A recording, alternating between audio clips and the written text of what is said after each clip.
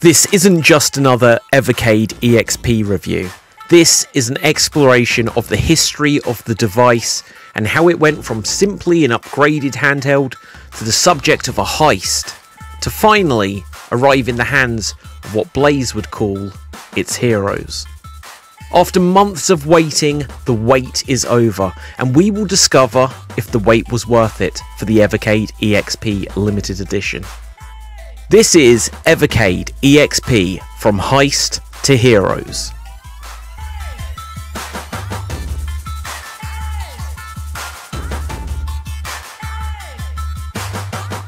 Hello, I'm David Postansky and this is the Geek Battle Gaming YouTube channel. If you haven't done so, I'd appreciate the support, so please smash that subscribe button and let's get on with it.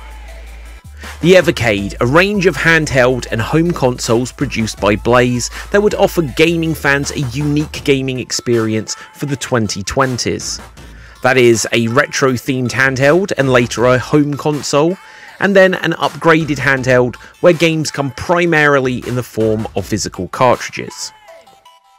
Games would also be in compilations and come fully licensed to support game developers and publishers in a time where emulation devices and ROM sharing is so commonplace that we frequently see them sold alongside official hardware.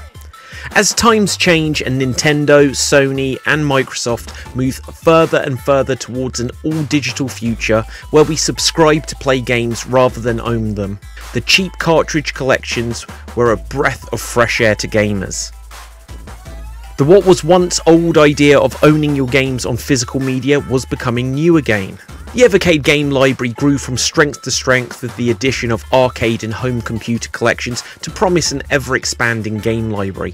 Joining the original handheld consoles in late 2021 was the Evercade VS home console, which made multiplayer become a reality that also introduced online connectivity features. In 2022, Blaze announced an updated handheld that would replace the original with a range of improvements. The improvements announced include a better screen, internet connectivity, improved internals for better performance, the addition of L2 and R2 shoulder buttons which bring it in line with the controller of the Evercade VS, and perhaps most notably, the introduction of Tate Mode, which allows you to play games vertically for games that were originally designed that way.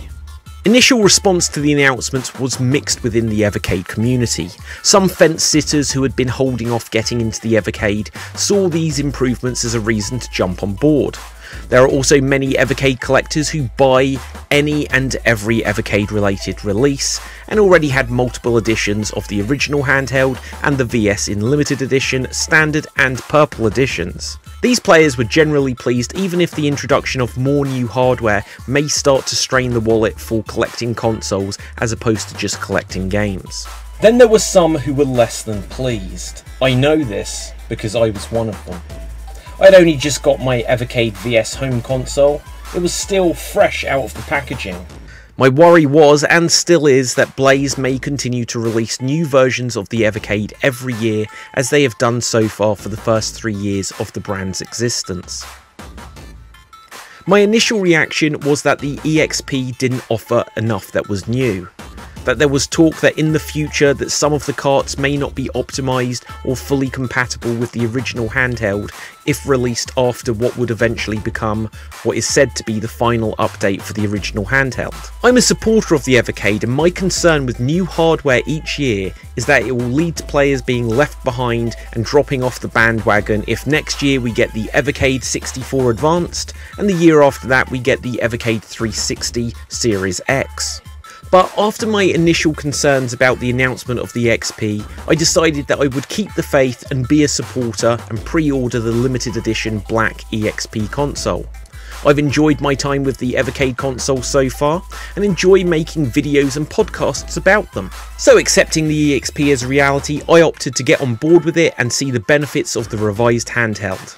The EXP is probably the handheld Blaze wanted to make in the first place. A better screen would offer a better experience, sharper graphics and a better viewing angle. The internet connection will also make delivering system updates much easier, and this alone will save a lot of issues players have who find the update process of the original handheld a hurdle that they have to jump over. Something as simple as this will be the difference between the word of mouth about the console being that players are saying that it's all positive and works fine because it's easy to update, or that they find that there are issues that probably could be easily fixed with an update, but they just don't bother to update it because it's a little bit of a faff to do so. Also, being able to connect to the net will allow for the previously Evercade VS exclusive Indie Heroes Game of the Month series to come to the handheld. The Tate Mode probably is something Blaze or players thought would be cool along the way, and so when they had the opportunity to revise the system, they added it in as a neat feature.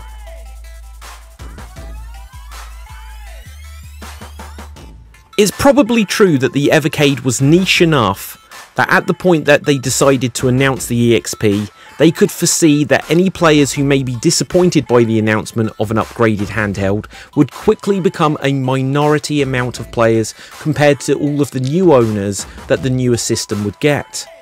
This may sound like the original and most loyal Evercade owners weren't the priority, but I can understand that for the future of the brand and the console line, it would be better to have the best possible version of the console as the one that most people can go out and buy now. Blaze may or may not have expected the reaction to be as mixed as it was, but if they weren't, they should definitely have been prepared for the reaction to their next big announcement. Capcom games would finally be coming to the Evercade, but, and there is a but, they would be built into the system instead of being available as a cartridge collection. Whatever the finer points of the deal Blaze made with Capcom may be, the bottom line of it was that Capcom, at this stage, were only willing to see their games come to the Evercade if they were baked into the system. This would make the game similar to the plug-and-play experience where you would get a device with a set number of games that are built into it and that's all you can play on it. The good news is that with the Evercade you can add other games into it via a cartridge, just you can't take the Capcom games out. The better news is it meant that Blaze could add the likes of Street Fighter 2, Mega Man and Ghouls and Ghosts to their lineup. But whilst this was a big win, it also added some bumps to the road for Blaze and the Evercade. Players who decided to stick with the original handheld wouldn't be able to get some Mega Man action. Players who perhaps had only just bought an Evercade VS would have to accept that two-player Street Fighter 2 wouldn't take place on the Evercade home console that seemed a perfect fit for Ryu vs Ken.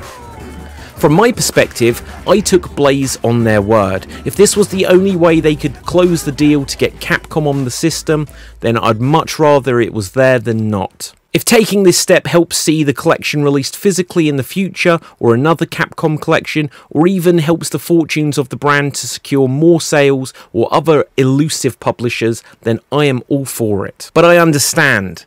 Original handheld players would now have to upgrade if they wanted the Capcom games. The still shiny new VS consoles wouldn't get Street Fighter, as well as not being able to have Pac-Man and the rest of the Namco games, which Namco vetoed from being able to be played on a home console. Because remember, the Namco collection was only originally meant to be a handheld game, and they didn't allow it to also work on a home console. I'm afraid in this instance, it's the case that with every silver lining comes a cloud.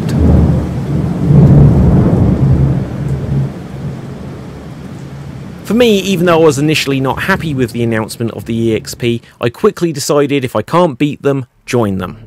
So when it was later announced that all EXP owners would get 18 shiny Capcom games built right into the system, I was stoked. These were exactly the games I always thought would be great on the system, and now I was going to get them. All I had to do was wait until the console released in December 2022.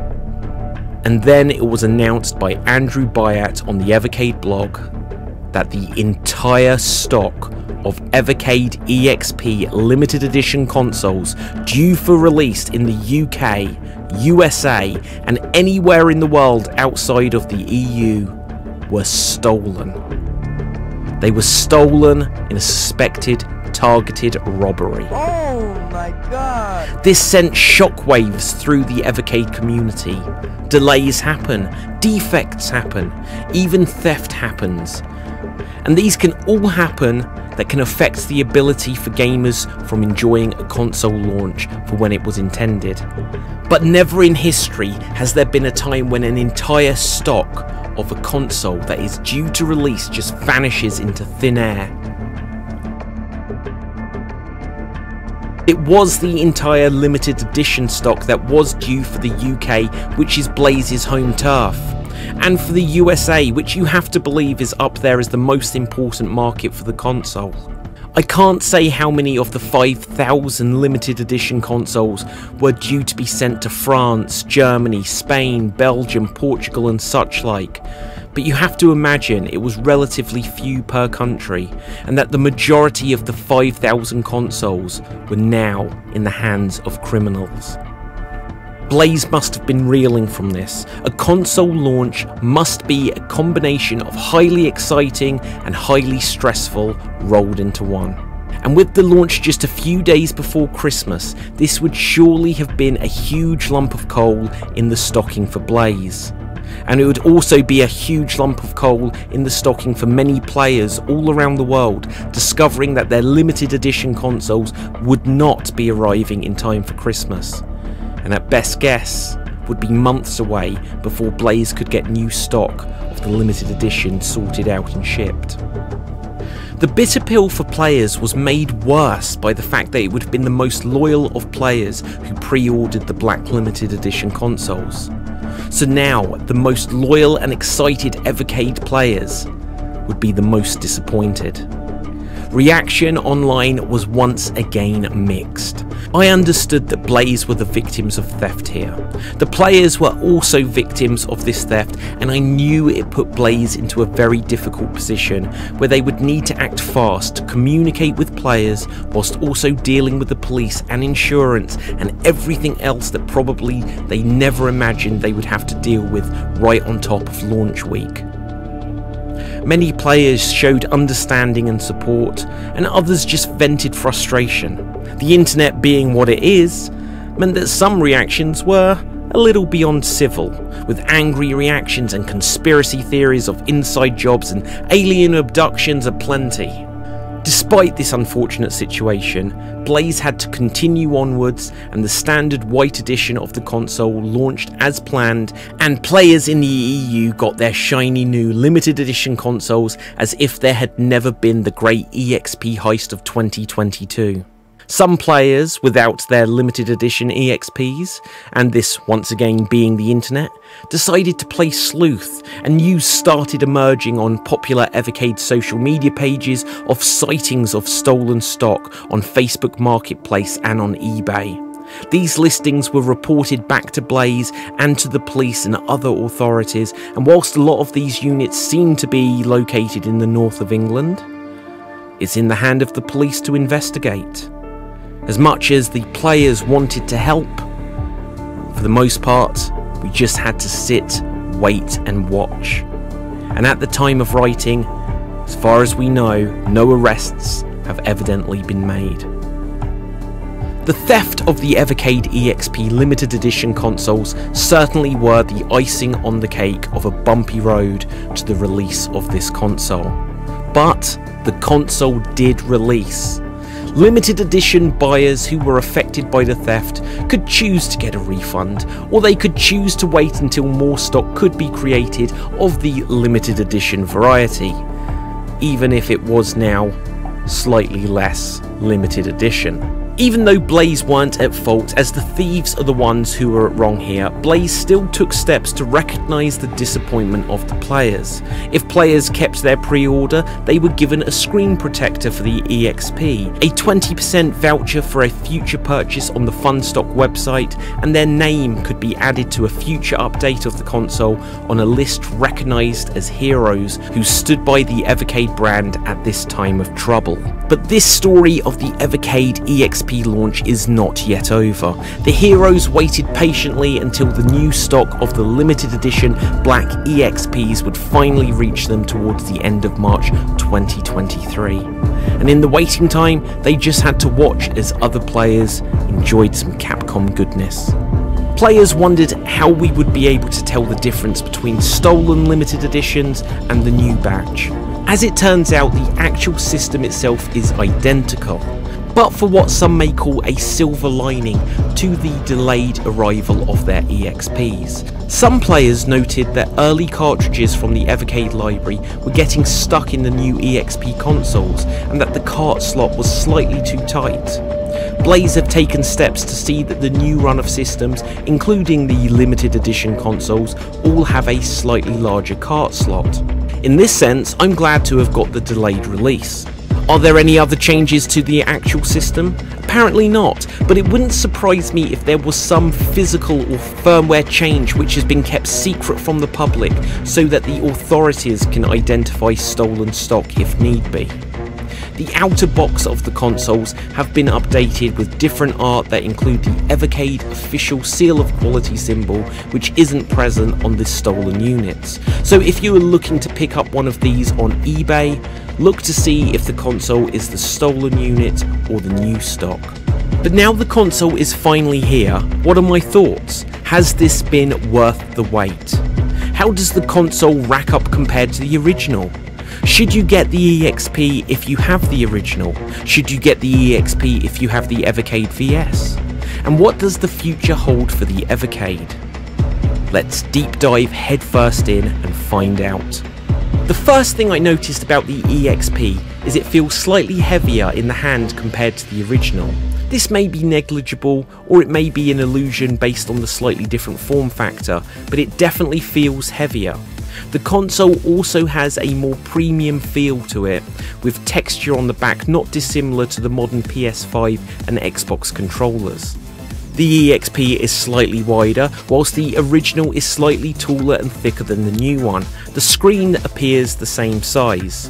The screens, however, are not the same when you use them. The EXP screen is a much better screen than the original. The EXP has an 800 by 480 screen resolution compared to the 480 by 272 resolution of the original, and the viewing angles of the new console are vastly improved. Whilst capturing footage for this video, I was stunned to see how much better the viewing angles were on the new machine. The cart slot of the revised limited edition has a noticeable extra millimeter gap around the carts, which guarantees the carts will all fit.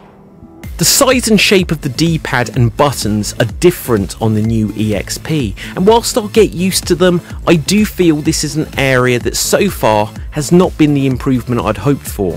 Having played some frantic Street Fighter 2 action, I started to notice that the D-pad felt a little bit sharper on the edge of the directions than was ideal.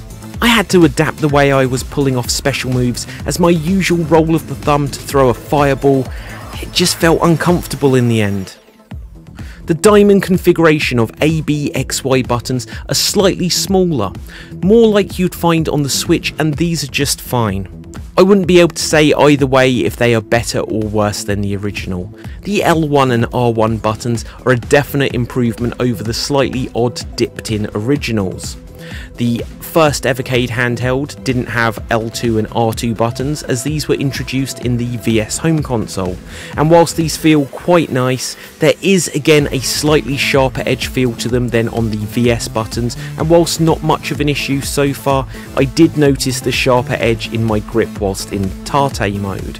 Speaking of which, there is now a Tate Mode button on the bottom of the console, and for some reason when testing carts for this video, I noticed a lot of games just automatically started in Tate Mode, which really didn't make much sense to me. It's a great feature to have, but using it does mean you'll be holding the console right down at the bottom. There really isn't a solution to this with the size of the screen, but I'm happier that it's there rather than not. Any game seems playable in Tate Mode, but unless you want to hold the console with your right hand pressing buttons above the screen whilst you move the D-pad with your left, at the bottom of the screen, it's not the most natural experience. The Tate Mode gives you additional A and B buttons next to the D-pad to use, and this does create one issue where I think the original was better.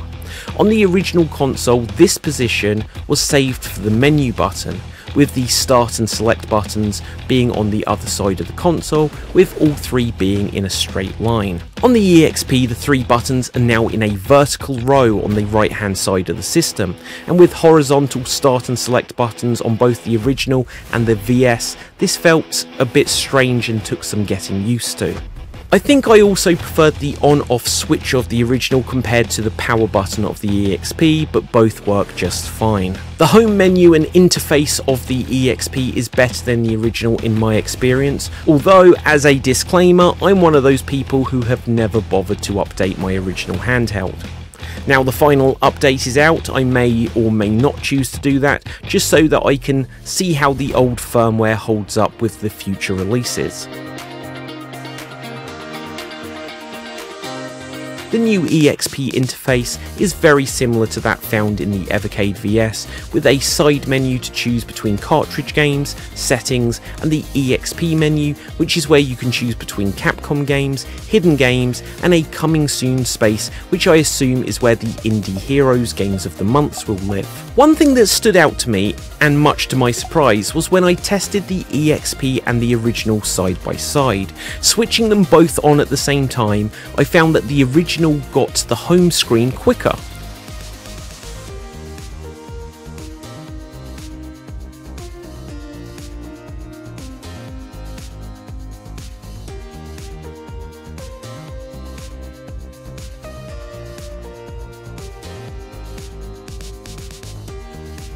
And it also seemed to load games faster as well. It's a difference of a couple of seconds only, but it was noticeable. I'll save a proper review for the Evercade Capcom collection for another day, but should take a moment to note that there are many games built into the system, which absolutely is a factor you should consider when picking up the console. The EXP features 18 Capcom games and 5 hidden games. The 5 hidden games are fun little indie games, and whilst a nice distraction, you should manage your expectations with them as being system sellers. I forget if these are the same games that are available as hidden secrets on the VS home system, but I think they may be. The real big deal here are the Capcom games. You have the trilogy of shoot 'em up 1942, 1943 and 1944 games. You then have Bionic Commando, Captain Commando and Commando, the legendary Breath of Fire RPG game, Mega Man, Mega Man 2 and Mega Man X. You also have Ghouls and Ghosts, Legendary Wings, Strider, Vulgus, Wolf of Battlefield Mercs, and then you have Final Fight and of course Street Fighter 2. Now I'm still playing through these, although in my experience they all run as I would expect them to. Other than that, my EXP seems to start most things in Tate Mode, which I can easily switch back from, so I'm not too fussed. These Capcom games were some of the most requested games to come to Evercade eventually, and now they are, and Mega Man, Breath of Fire, Street Fighter 2 and Final Fight alone being enough for what would have been one of the best cartridge collections on the system. Oh, and I should mention that when you buy an Evercade EXP, you also get the iREM Arcade 1 collection, and if you got the limited edition, you also got the Toaplan Arcade 1 collection. iREM gives you R-Type, Moon Patrol, Battle Chopper, In the Hunt, Lightning Swords and 10-Yard Fight, whilst Toaplan gives you Tiger Healy, Alcon, Flying Shark, Snowbros, Tekai Pakai, Truxton, Zero Wing and Guardian. Once again, I'll save reviews for these for a separate video for later on, but as every EXP owner will currently get the iREM cart as well as the built-in games, it means that every new EXP owner will start off with a library of 29 games, which is not too shabby by any standards. The Wi-Fi connection was easy to set up and worked fine so far, and it's worth noting that the EXP uses a USB Type-C cable, unlike the original which had the less common these days micro HDMI. Both consoles can be connected to a TV to play on the big screen with a mini HDMI to HDMI cable. This is not a standard cable, so you'll probably need to get one, but it's well worth doing if you want to play on a big screen without the Evercade VS, and especially if you want to capture any gameplay footage, like I do.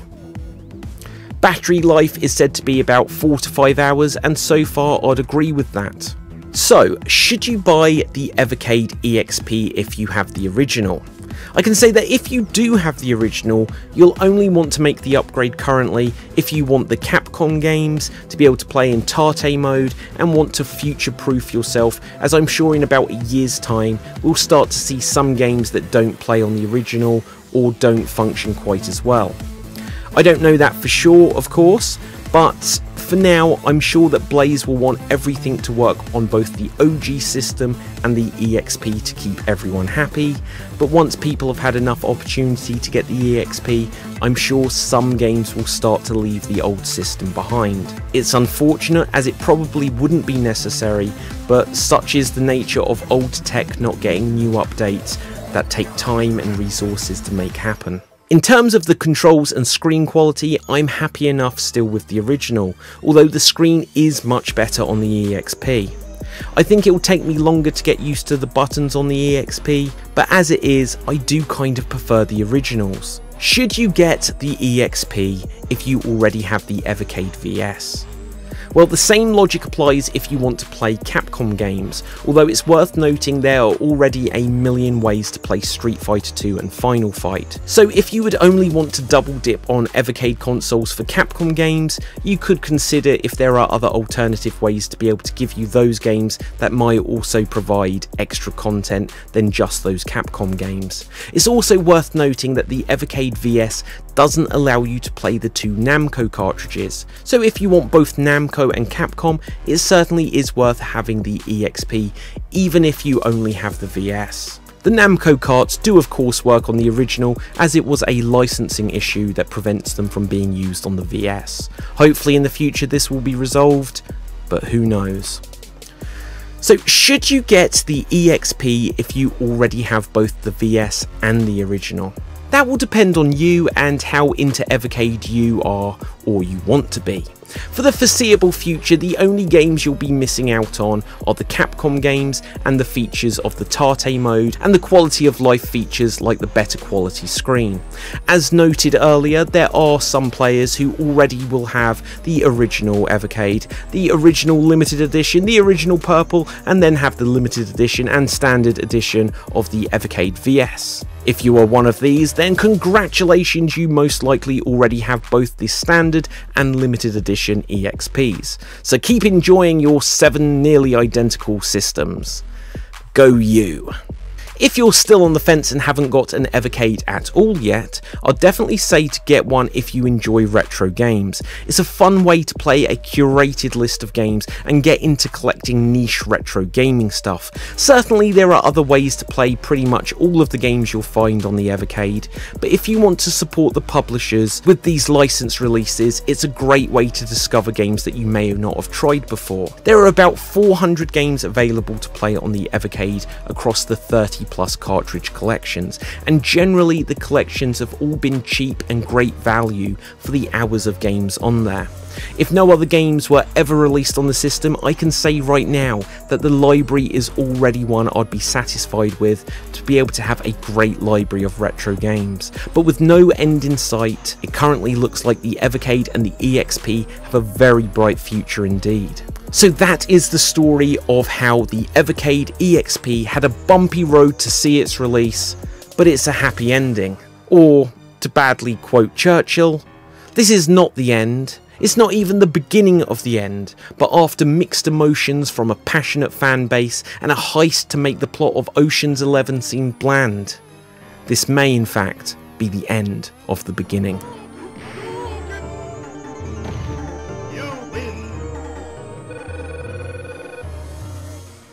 So there you have it, the story of the bumpy road towards release for the Evercade EXP, and my verdict on whether it was worth it in the end. Now, I think this is a great little console, and I really do look forward to exploring some of the games and features and new stuff that's coming to the world of Evercade, as well as all of the other retro stuff that I cover on this channel. So if you haven't done so already, it would mean an awful lot if you would smash that subscribe button at www.youtube.com/@geekbattlegaming. And until next time, ciao for now. Boom! And I'm off the air.